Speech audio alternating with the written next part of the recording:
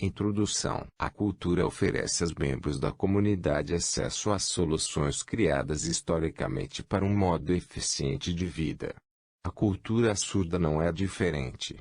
Para os surdos que vivem em um mundo ocupado basicamente por pessoas que a ouvem, soluções são necessárias para viver de forma eficiente neste mundo.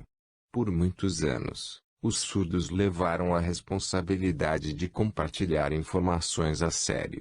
Atualmente, com uma melhor compreensão do que é a cultura surda, esse comportamento de compartilhamento de informações pode ser caracterizado como um dos valores culturais mais importantes dos surdos. Neste capítulo, examinaremos essa solução no contexto de um modo de vida eficiente em um mundo povoado por não surdos.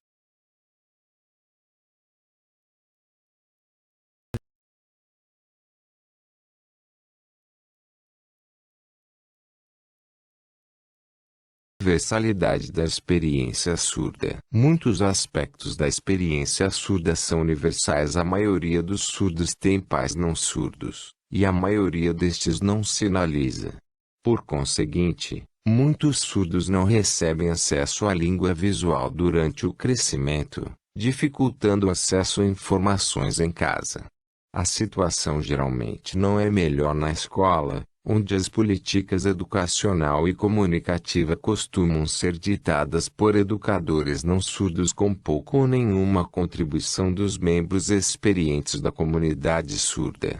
Em muitas dessas escolas, a língua de sinais não é adotada, resultando em um ambiente difícil de aprendizagem para as crianças surdas.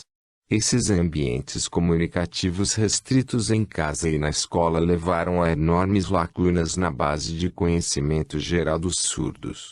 Em vez de ficarem importantes por essas lacunas, os surdos tiveram habilidade para obter informações e conhecimento necessários para funcionar no mundo. A cultura como mecanismo de sobrevivência. As origens de muitos costumes podem ser associadas ao mecanismo de sobrevivência necessário aos membros de uma comunidade. Por exemplo, em nível de superfície, podemos associar determinados estilos de vestimenta ao clima em que as pessoas vivem, dietas específicas a seu ambiente imediato, e rituais exclusivos às realidades com as quais as pessoas lidam diariamente. Para fins de ilustração, os indígenas americanos no deserto sudoeste dos Estados Unidos, os navajos, têm costumes que diferem drasticamente dos indígenas americanos de Nova York, os Iroquois, em termos de como se vestem, do que comem e em que acreditam. Os climas adversos, porém diferentes, entre essas duas tribos, levou-os a se vestirem de forma compatível, sendo que os Iroquois usam peles para protegê-los do forte inverno, e os navajos usam pouca roupa devido ao calor. Da mesma forma, os Iroquois gozam de uma dieta variada, oriunda das condições favoráveis de vegetação do Nordeste, com um fornecimento consistente de chuva e luz solar durante o inverno. Entretanto, um racionamento cuidadoso do suprimento alimentar durante o ano é necessário para os longos e implacáveis meses do inverno. Para os navajos, as danças da chuva são uma parte importante de seu sistema de crenças e rituais para garantir colheitas suficientes durante os longos períodos de seca.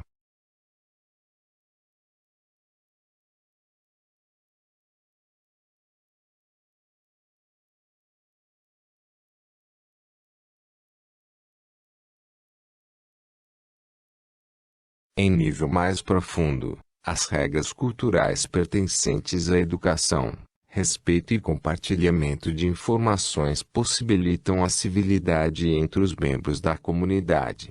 Existe uma ampla variação de soluções de uma cultura para a próxima de acordo com as realidades de suas vidas e a influência de suas histórias. Por exemplo, uma longa história de condições de superpopulação em muitas comunidades do Japão exige um protocolo rígido de educação e respeito que evoluiu na cultura japonesa. Outro exemplo gira em torno de pequenos municípios.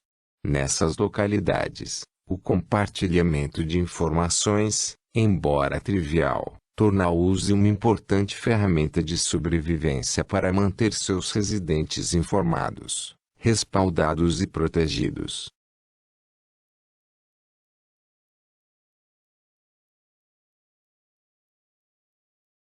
Compartilhamento de informações. Um importante valor cultural. O compartilhamento de informações também um importante valor cultural dos surdos, mas por motivos distintos a forte necessidade de informação entre os surdos pode ser associada a diversos fatores, sendo que a maioria está relacionada a viver em um mundo repleto de não-surdos que não sinalizam.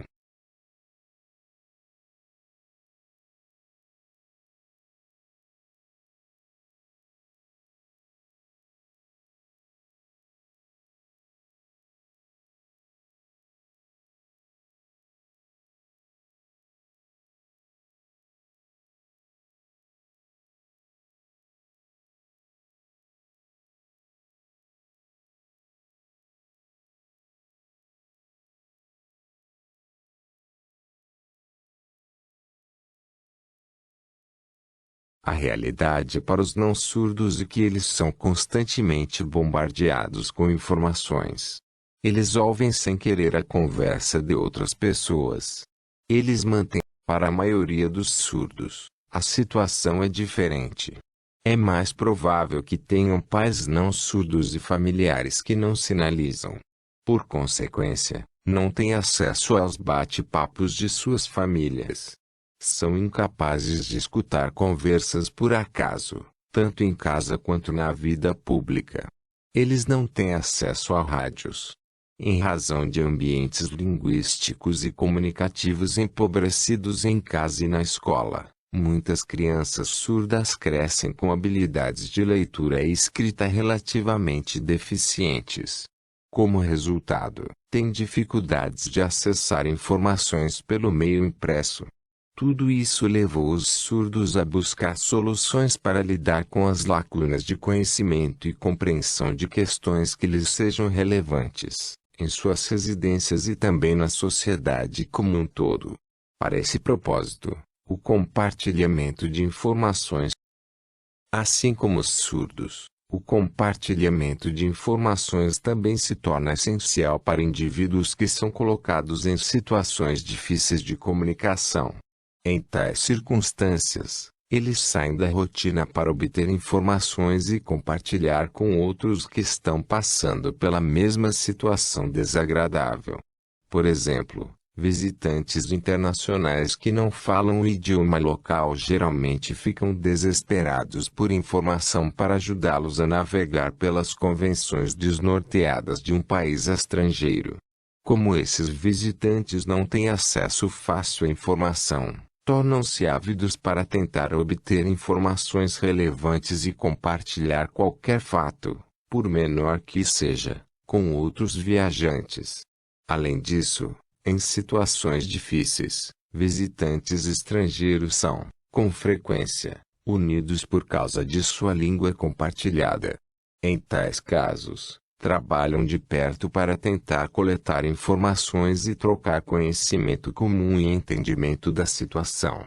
Esse comportamento ilustra a natureza humana de pessoas que reagem a situações desafiadoras de comunicação ao compartilharem informações de modo inequívoco entre. Nesse sentido, não deve surpreender o fato de que o compartilhamento de informações é uma característica importante da cultura surda, na medida em que os surdos lidam com situações difíceis de comunicação durante suas vidas. Na sessão seguinte, exploraremos áreas específicas em que o compartilhamento de informações é proeminente entre os surdos. Na arena educacional, na sala de aula, os estudantes surdos geralmente servem de suporte uns aos outros, complementando as lições do professor com suas próprias explicações, exemplos e paráfrases, tanto dentro quanto fora da sala de aula. Muitas vezes, Isso é feito para compensar a incapacidade de muitos professores de lecionar com êxito suas lições devido a limitações de comunicação e as restrições de políticas e filosofias de comunicação impostas pela escola. Por exemplo, em salas de aula orais, é comum que os estudantes se esforcem para entender os professores, sendo necessária a elucidação de colegas com maior habilidade de fazer leitura labial ou que tenham audição residual. Mesmo em um programa de sinalização, muitos professores não são fluentes o bastante na língua de sinais para comunicar informações acadêmicas. Esse peso cai sobre os estudantes com habilidades acadêmicas mais fortes, que devem auxiliar os colegas dando mais detalhes sobre o que foi previamente ensinado pelos professores. Da mesma forma, em contextos de cultura predominante, os estudantes surdos geralmente se ajudam para tentar compreender a tradução que os intérpretes fazem do material sendo ensinado e o que se espera deles. Isso é realizado por meio de conferência mútua, durante e após a aula, para ver se têm o mesmo entendimento e se esclarecem quaisquer dúvidas. É evidente que, para muitos estudantes surdos, o ambiente comunicativo nos contextos educacionais não é o mais adequado. Por conseguinte, o compartilhamento de informações torna-se um mecanismo de sobrevivência para esses estudantes surdos, à medida que se esforçam para avançar pelo sistema educacional que não está inteiramente acessível para os surdos. Na arena relacionada à saúde, em razão de todas as palavras grandes associadas a muitas situações médicas e do histórico de ter outras pessoas, os pais, por exemplo, fazendo toda a conversa durante uma consulta médica, os surdos descobriram que é útil processar suas experiências relacionadas à saúde entre si. Nesse sentido, não é incomum para os surdos compartilharem em detalhes suas doenças, os procedimentos envolvidos no tratamento médico e todos os efeitos colaterais para obter um melhor entendimento de sua condição médica. Esse ato de compartilhamento também é feito para dar suporte a outros que tenham o potencial de desenvolver condições semelhantes de saúde. Por exemplo, um surdo que sofre de distúrbio intestinal ou diarreia crônica pode descrever explicitamente para seus amigos a aparência, textura, cheiro e frequência de suas fezes. Além disso, uma descrição vívida da dificuldade de fazer uma coleta de fezes, o embaraço de levar a amostra ao laboratório e os procedimentos envolvidos em uma colonoscopia são, com frequência, recontados, não deixando espaço para a imaginação ou representação equivocada da situação. Essa provisão gráfica de informações é benéfica, pois permite que os outros surdos aprendam com a experiência dessa pessoa e sejam mais eficientes na gestão de sua própria assistência médica. Por esse motivo, considera-se que pessoas que não participam desse tipo de compartilhamento de informações estão violando um dos valores centrais da comunidade coletiva dos surdos.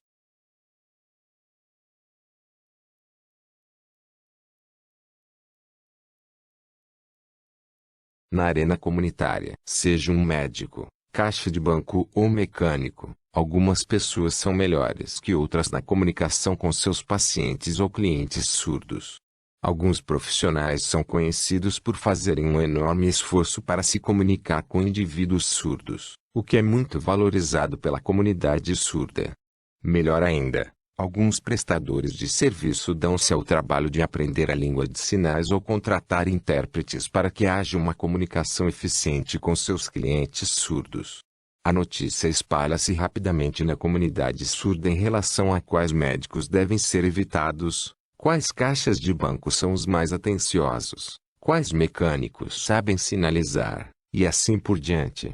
Esse tipo de troca de informação é valioso, pois permite que os surdos evitem situações potencialmente embaraçosas com não surdos difíceis e, em vez disso, conectem-se com pessoas que estão mais sintonizadas com a comunidade surda.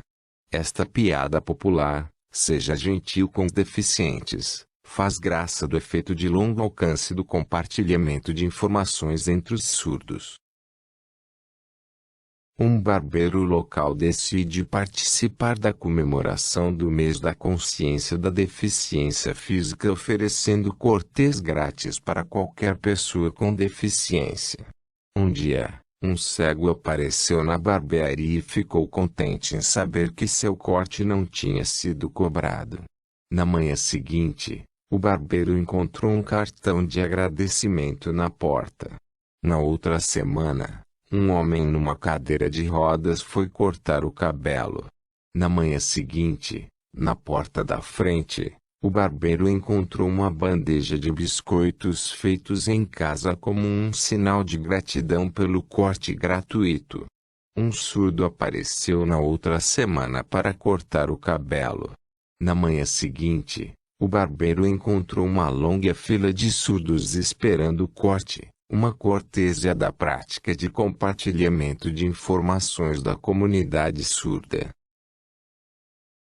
Esse relato bem-humorado demonstra a velocidade com que a informação pode ser disseminada na comunidade surda, e a determinação e o compromisso entre os surdos em relação ao compartilhamento de informações.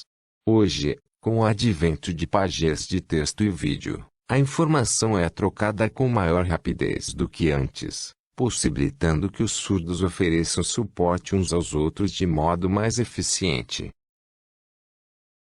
Na arena social, muitas soluções relacionadas a interações sociais foram concebidas ao longo dos anos por surdos para garantir um convívio mais eficiente entre eles e na sociedade como um todo. Isso inclui o compartilhamento de informações. Características de compartilhamento de informações exclusivas da cultura surda incluem manter os outros informados sobre seu destino e mandar notícias. Essas características serão discutidas mais. Manter os outros informados sobre o seu destino. Com licença, preciso ir ao banheiro. Esse tipo de revelação costuma ser surpreendente para recém-chegados à comunidade surda, pois as pessoas geralmente são mais discretas sobre o uso do banheiro, conforme evidenciado por frases como com licença, preciso retocar a maquiagem ou volto já. Na verdade, é educado na comunidade surda avisar os outros de seu destino planejado ao sair de algum lugar, seja a cozinha, a garagem, o pátio ou, mesmo, o toalete. Para os não surdos, esse tipo de divulgação pode ser considerado injustificável e até inquietante. A diferença está no fato de que os não surdos normalmente podem ouvir onde quer que a pessoa esteja indo e, se necessário, localizá-la facilmente. Por outro lado, é educado, segundo as normas da cultura surda, ser explicitamente claro sobre onde se está indo. Dessa forma, será mais fácil para os surdos localizar alguém se necessário, o que explica a conveniência do anúncio à ida ao banheiro. Mandar notícia. De forma semelhante, é comum para os surdos mandar notícias sobre o que acabaram de fazer. Para ilustrar, casais ou companheiros de quarto surdos mantêm-se constantemente informados mandando notícias sobre ações recentes, como verificar a comida sendo feita na cozinha, as crianças no pátio ou se a porta da frente está trancada. Essa importante característica da cultura surda de mandar notícias é considerada polida, na medida em que reduz a necessidade da outra pessoa de levantar e fazer a mesma verificação de segurança. Conforme explicado por Moore e Levitan, 2005, mandar notícias, na comunidade surda, é uma parte da comunicação cotidiana amistosa, assim como verificar o fogão e as torneiras e trancar as portas à noite são parte da rotina doméstica diária. Página 672. Considera-se cortês objetividade, um comportamento de cunho cultural. Enquanto a informação é um bem valioso em qualquer cultura, o volume de informações compartilhadas e objetividade da informação dada são ditados pelas normas de cada cultura. Mendes, 2006. Por exemplo, algumas culturas, como a japonesa, aplicam uma enorme ênfase em proteger o orgulho próprio, no qual o potencial de ofender outras pessoas deve ser minimizado. Por consequência, Os japoneses geralmente tomam um cuidado extra para garantir que a informação dada não seja fonte de constrangimento para os outros. Por contraste, os filipinos são conhecidos por sua maneira direta em termos de compartilhamento de informações. Por exemplo, as pessoas nas Filipinas não se constrangem em comentar sobre a aparência de outra pessoa, mesmo que não seja exatamente um elogio.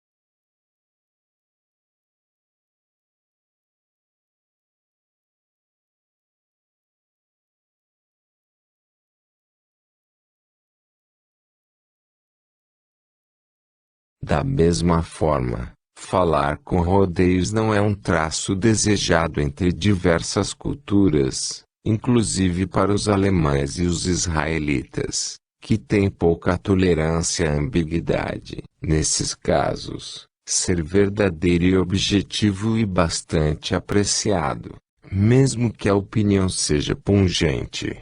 Isso é especialmente importante para os israelitas, assim como para os surdos, para os quais a conversa direta é um modo de fornecer informações sociais que estariam disponíveis ou seriam difíceis de aceitar sob condições menos favoráveis. Catriel, 1986, página 39. Aqui, considera-se mais constrangedor deixar as pessoas com a impressão errada de que tudo está bem do que com conversa direta entre os surdos. A preferência pela conversa direta também é verdadeira entre os surdos em todo o mundo. Isso pode resultar do fato de que os surdos passam suas vidas num grande esforço para não entender as outras pessoas de forma equivocada. Por exemplo, a leitura labial geralmente é uma experiência exaustiva, que envolve uma grande parte de adivinhação. De forma semelhante, pode ser difícil entender o texto escrito, principalmente para os que foram privados de uma experiência educacional de qualidade. Além disso, pode ser difícil entender pessoas que sinalizam na ordem exata das palavras que a língua falada, em oposição à estrutura gramatical da língua de sinais nativa. Tudo isso leva à tendência que muitos surdos têm de empregar a conversa direta em seu repertório conversacional. Ademais, a maioria dos indivíduos surdos aprecia a conversa direta dos não surdos, pois reduz o potencial de mal-entendidos. Identificação de pessoas. A valorização da clareza é especialmente verdadeira quando se trata de identificar pessoas. Muitos não-surdos tentam ser educados ao descrever indivíduos, deixando de fora traços físicos óbvios, como cor da pele, forma do corpo ou traços físicos únicos. Em vez disso, concentram-se em atributos não físicos da pessoa, como cargo e função na comunidade. É comum haver frustração e confusão quando o surdo tenta fazer sentido da descrição vaga. Por contraste, a descrição dada por surdos geralmente é a mais precisa possível para fins de identificação imediata. Compare estas duas descrições da mesma pessoa, Bill, o cara legal que gerencia o mercadinho local da esquina. Ele está sempre trabalhando no caixa. Bill é o cara alto, gordo e negro que trabalha no caixa do mercadinho da esquina, e não o cara magro e branco com orelhas grandes. Essa segunda, explícita, descrição, tópica da cultura surda, reduz o potencial de confusão e identificação equivocada. Essa clareza é muito valorizada e, portanto, mais polida na comunidade surda por diversos motivos. Um deles é que os não surdos têm a relativa facilidade de pedir ajuda adicional para localizar a pessoa na loja, e isso torna descrições extremamente gráficas desnecessárias. Por outro lado, o potencial de lidar com mais uma situação difícil de comunicação na loja é motivo suficiente para os surdos darem uma descrição explícita da pessoa em questão. Essa técnica de atribuição de sinais de nomes. Na mesma linha de raciocínio, sinais de nomes atribuídos a indivíduos normalmente são uma descrição de uma marca física visível ou traço associado à pessoa. Mendes, 1990, Supala, 1992. Essa revelação costuma ter uma função de compartilhamento de informações. A atribuição de um nome de sinal que seja distinguível para uma determinada pessoa suscita perguntas e respostas associadas a quando e como a pessoa aprendeu a sinalizar. Para a maioria dos surdos, esse marco é muito importante, pois os transfere de uma vida de isolamento para uma comunidade. É importante notar, neste ponto, que os rituais associados à atribuição de um nome a indivíduos têm cunho cultural. Por exemplo, em algumas culturas considera-se má sorte dar o nome de um parente vivo a um bebê, enquanto em outras culturas isso é uma homenagem. Outro exemplo lida com o momento certo de selecionar o nome do bebê. Em muitos lugares, os pais concordam sobre o nome antes do nascimento ou, pelo menos, reduzem a lista de potenciais nomes para apenas alguns. Esse costume é considerado bizarro em culturas em que o nome de uma pessoa é uma reflexão direta da personalidade ou aparência do bebê e, portanto, exige que a atribuição de nomes ocorra após o nascimento. Da mesma forma, os sinais de nomes geralmente não são dados no nascimento de uma criança surda por motivos óbvios. A maioria dos pais não prevê o nascimento de um bebê surdo. Além disso, muitos pais não aprendem a sinalizar, mesmo após a descoberta de uma criança surda. Como consequência, em quase todos os casos, os sinais de nome são dados pelos surdos, na escola para surdos ou na comunidade surda.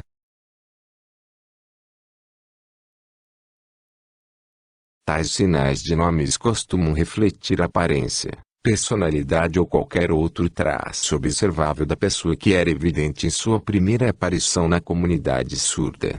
Por exemplo, quando um estudante novo chega a uma escola para surdos vestindo uma jaqueta nova laranja, esse garoto fica conhecido para seus futuros colegas como o garoto da jaqueta laranja. Isso pode, por fim, levar a seu sinal de nome. Do mesmo modo, um estudante novo com orelhas muito grandes normalmente é identificado pela descrição das orelhas, que também se torna seu sinal de nome. Um estudante novo que chega com lágrimas nos olhos pode ter um sinal de nome associado ao choro. Nesse sentido, sinais de nome descritivos tornam-se casos marcantes de sua introdução na comunidade surda. Esse tipo de compartilhamento de informações é essencial na comunidade surda, pois oferece experiências de ligação entre indivíduos surdos que compartilham jornadas semelhantes, desde situações opressivas em que se sentiram mal por serem surdos, até uma comunidade acolhedora recém-descoberta de sinalizadores. Introduções detalhadas. As introduções feitas na comunidade surda também são casos marcantes. Cada membro da comunidade surda tem uma história, tanto surda quanto não surda, que é de interesse dos surdos. Os sinais de nome geralmente dão início a uma explicação detalhada de como a pessoa fez sua grande entrada no mundo surdo. Do mesmo modo, como parte da introdução para os não surdos envolvidos na comunidade surda, a rotina é dar informações sobre quando, onde e como chegaram a esse lugar. Como o mundo surdo é tão pequeno, realizamos todos os esforços para encontrar uma conexão entre as pessoas sendo apresentadas. Como tal, nomes de escolas, ex-professores, círculos de amigos e mesmo antigos relacionamentos são divulgados numa tentativa de encontrar um amigo mútuo ou uma experiência comum. Aqui, o valor do compartilhamento de informações na cultura surda é evidente.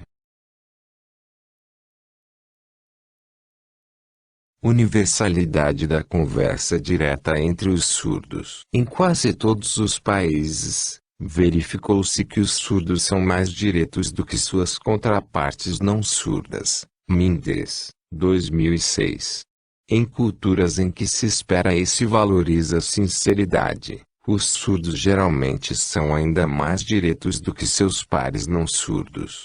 Nesses casos, os surdos alemães e israelitas são mais francos do que suas contrapartes não surdas. Mesmo em culturas em que se prefere a ambiguidade, os indivíduos surdos são tipicamente mais diretos do que seus pares não surdos, mas menos do que os surdos de outros lugares. Nesse caso, constatou-se que os surdos japoneses são mais objetivos do que seus pares não surdos, mas menos do que seus pares surdos de outros países. Conclusão. Conforme dito no início deste capítulo, a cultura oferece acesso a soluções historicamente criadas para um convívio eficiente. Para os surdos, eles não têm escolha a não ser viver num mundo repleto de não surdos, inclusive suas próprias famílias. Na maioria das vezes, seus pais não sinalizam. Isso resultou em um ambiente linguístico empobrecido nas residências onde as crianças surdas crescem.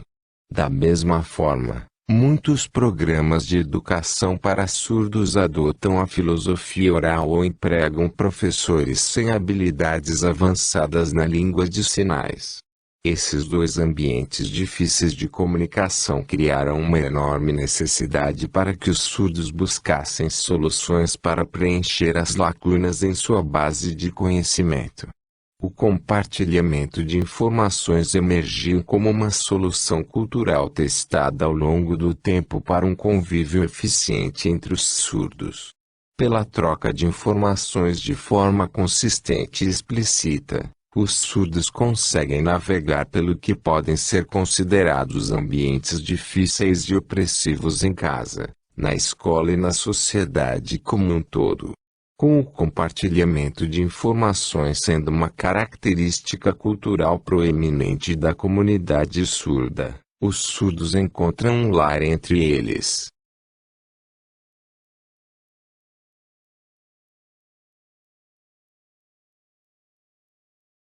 Referências: Bienvenue, M.J., Colonomos, B. Uma Introdução à Cultura Surda-Americana, Livro de Regras de Interação Social.